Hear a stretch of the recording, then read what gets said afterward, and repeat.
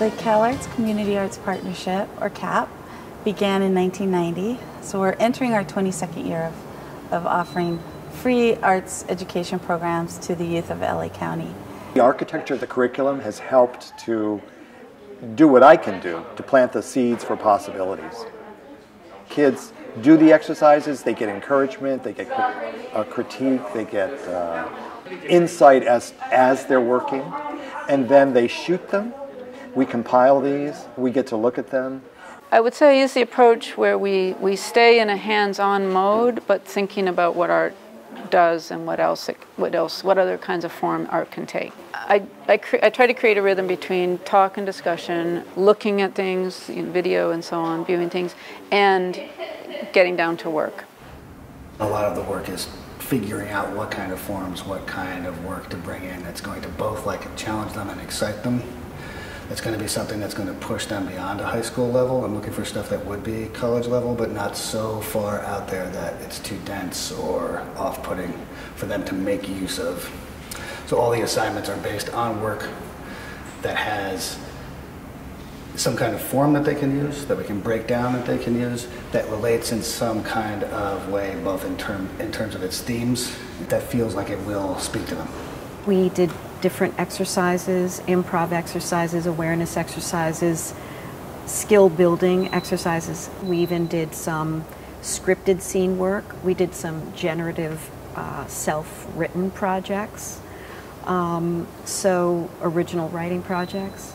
And in that sense, trying to piece something that allowed them to get kind of an overall feeling of different aspects of theater. They're focusing on both, theoretical, avant-garde, experimental, all those kind of, if you want to call them genres, I guess, or approaches to moving image making. We also focused on storytelling and traditional kind of narrative film techniques as well.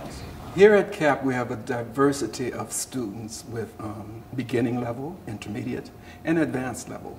So we have to meet them in terms of their anatomy. I mean, everyone have the same anatomy, 2 arms, 2 legs, the joints. So we get them involved with the awareness of their body anatomy, first off. And we do that with yoga and with breath. And usually in the morning, we have all technique classes. And then when we come back in the afternoon, we begin to have rehearsals.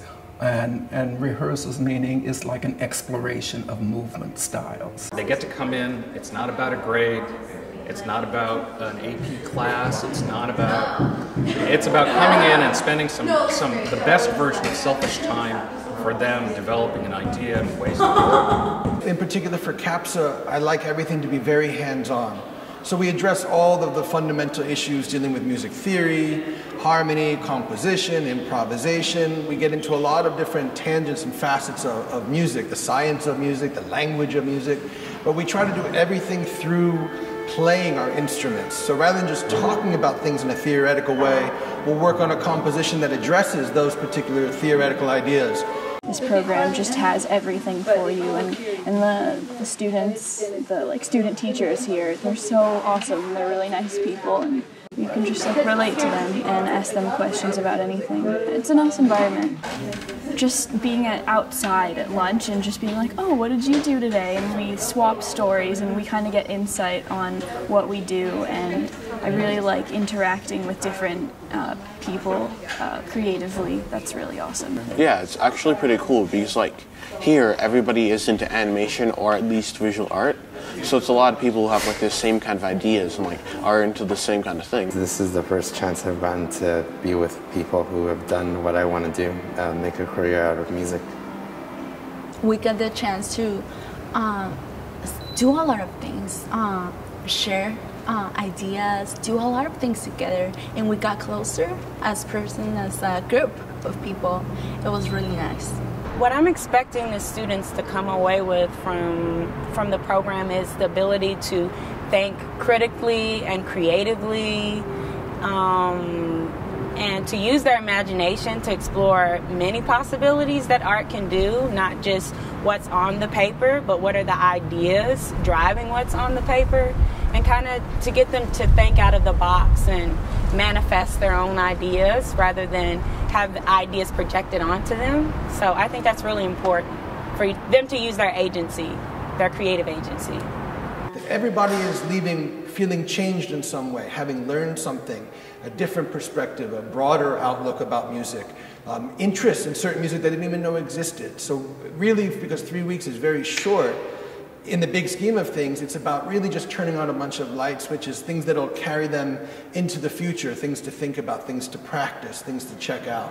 Keeping our programs free is written right into our mission.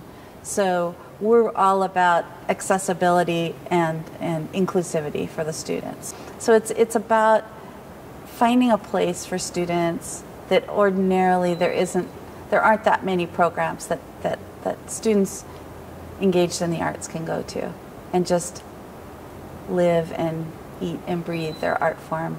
So we try and live up to that and try and make a place that's as comfortable and welcoming and filled with artistic experiences that we can.